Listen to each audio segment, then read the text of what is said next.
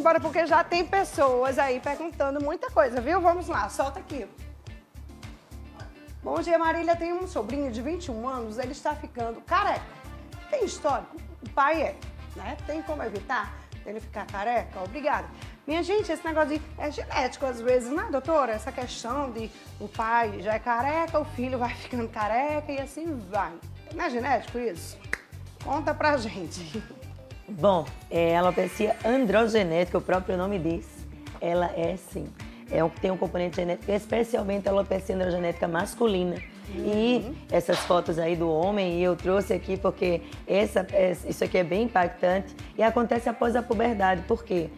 A genética traz uma sensibilidade maior do folículo piloso a um derivado da testosterona. Sim. E as testosteronas, né, o androgênio, eles são liberados a partir da puberdade, no homem, na mulher. Então, a partir daí, porque às vezes a gente diz, tá, mas essa criança nunca vai ser careca, nunca vai ser calva. Eu digo, tá, mas ainda é criança. Então, às vezes tem muito cabelo, né? A gente vê assim. E aí depois muda, né? Então, por exemplo, aqui é um componente de uma alopecia androgenética masculina, você vê, né? Então, para você que tá aí acompanhar, que você vê umas entradinhas, e aí, se não tratar, pode evoluir com esse aspecto genético. Então, alguns homens têm esse tipo de apresentação, você pode evoluir mais um pouco, e aí, às vezes, a pessoa diz, não, eu não tenho calvície, só uma entradinha. Mas essa entradinha pode ser uma calvície que daqui a 10 anos, daqui a 5 anos, dependendo dessa genética, pode evoluir mais. E assim, a gente vê esse padrão nessa classificação, chama de Hamilton, até mesmo aquele padrão bem completo, que é o padrão de classificação mais avançado, sempre no homem ficando essa faixinha aqui occipital, porque não tem receptor da testosterona, então não vai afinar. E é inclusive uma área doadora, né, para o transplante capilar, porque justamente por isso. Eu aproveito para deixar aqui para você, homem, que quer fazer um transplante capilar, pode fazer, dependendo da indicação, mas continue a tratar, porque a doença é genética, tem um caráter genético, então é pro resto da vida. E às vezes depois do tratamento, né, pode vir a queda do cabelo, gente? Fala um pouquinho, Ney. Então, precisa ter esse cuidado, você fala de queda do cabelo, você percebeu o cabelo realmente se desprendendo do teu couro cabeludo, aquela queda é visível, mas como a doutora Larissa mesmo mencionou, existe a miniaturização. Às vezes ela pode vir acompanhada dessa queda abrupta que você percebe no travesseiro, na cama, na toalha, deslizando, penteando, ou quando lava. E aí eu queria só dar uma pausa aqui já para poder falar sobre essa questão da lavagem capilar. Porque quando nós estamos com uma queda, e essa é uma queda que não está dentro da normalidade, você tem medo de lavar o cabelo, porque sempre que lava, observa que cai muito. É mesmo, e aí você dá uma pausa muito grande. Toda vez que eu lavo meu cabelo, a queda parece que está maior, eu vou ficar sem cabelo e eu dou um espaçamento muito longo. E preste atenção com isso, porque esse espaçamento, ele é uma oportunidade para uma situação secundária. Por exemplo, um excesso de oleosidade, ela gera uma dermatite seborreica, que daí é uma doença inflamatória e isso aí faz com que o cabelo caia com mais abundância, exatamente.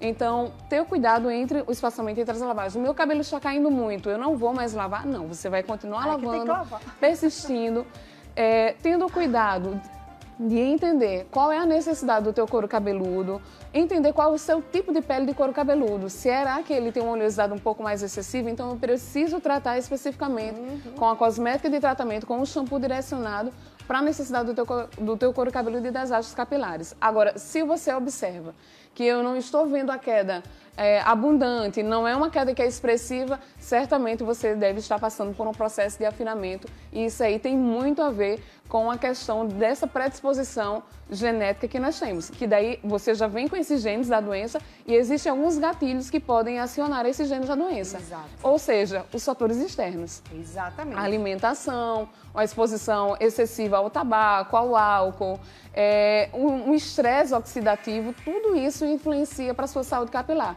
Então, preste sempre atenção que o sistema capilar ele é interligado aos demais sistemas. Você não consegue falar de cabelo de maneira isolada. Estou com a queda, eu vou me utilizar de um shampoo anti-queda, não está resolvendo. Aí você precisa investigar. Exato. Tem uma causa aí por trás. O cabelo, ele é um sintoma e tem uma causa e é necessário ser investigado com intervenção médica e de profissionais habilitados na área para poderem trazerem o tratamento que você precisa. Antes da gente chamar o áudio, bem rapidinho, até que ponto é normal uma queda de cabelo, doutora? Porque a gente sabe que os fios a gente cai, renovam todos os dias. Mas até que ponto os fios, essa queda, né, Sim, é normal? interessante quando a gente estava comentando, né, na fábrica, né, do cabelo, existe um percentual, por exemplo, de 70% a 80% hoje de fios que estão nessa fábrica, ou seja, que nascem e crescem continuamente. E 15% a 20% caem para poder haver essa continuidade do ciclo. Então, uns caem para outros nascerem, uns caem e outros nascem. Ok, quando nós estamos diante de um impacto, como nós já comentamos, então esse ciclo muda um pouco e aqueles fios que estavam ali em 80%, 70% nascendo e crescendo vão para a fase de queda. E aí, isso traduz o quê? Que no nosso dia a dia sempre vai haver uma queda que chamamos fisiológica. Isso varia de acordo com a quantidade de fios que cada um vai ter. É um percentual, digamos que 100, 120, não vamos contar, mas o que é importante para a gente. Quando o paciente chega no consultório, meu cabelo está caindo, eu digo, ok, está caindo a mais do que você está acostumado. Por exemplo, você tem o hábito de ver caindo um montante assim, quando você lava no banheiro, quando você penteia ou no chão você vê. E a partir de que momento você viu esse montante aumentar, essa quantidade aumentar? Então, se é expressivo, se ultrapassou do fisiológico, isso é relevante para nós.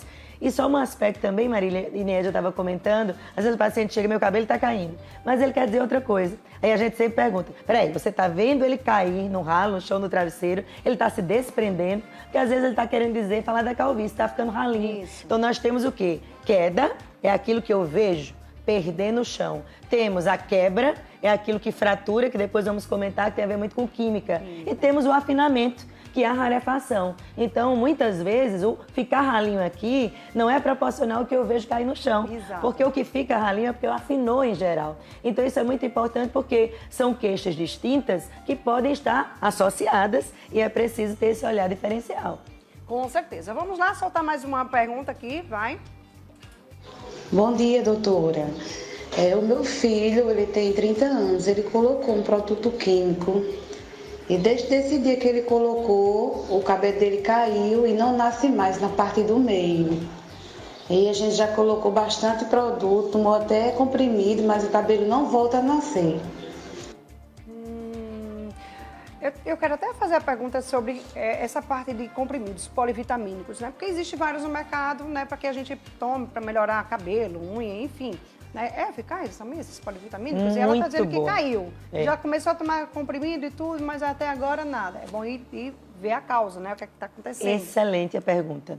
Fundamental, porque inclusive nós vimos muito, eu e Nédia vimos muito na Covid, pacientes desesperados com aquela queda assim, intensa, de mechas de cabelo pós-Covid. Ok, tinha aí um gatilho importante, mas que já chegava ingerindo, porque eu já tomei isso.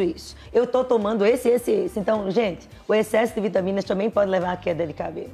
Bom, os suplementos ou nutracêuticos são necessários? São necessários, mas eles não são imprescindíveis.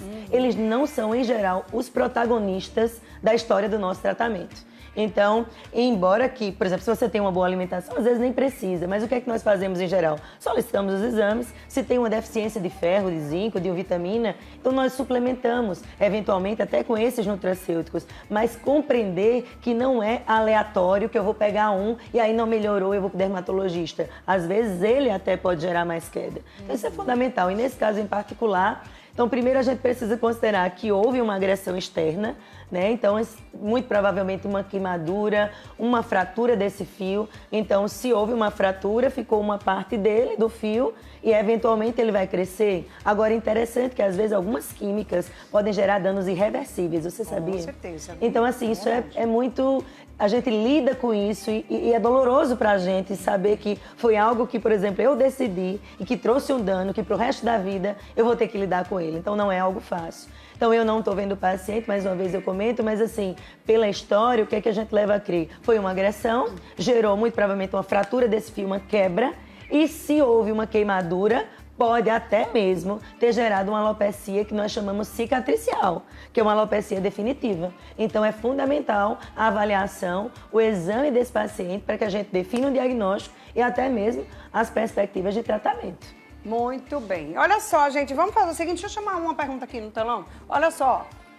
Bom dia, amando o programa de hoje, manhã da gente, com essas doutoras, que é um show, realmente, maravilhosas, né, minha gente? Mas olha, deixa eu falar da Uzunai. Uzunai, minha gente,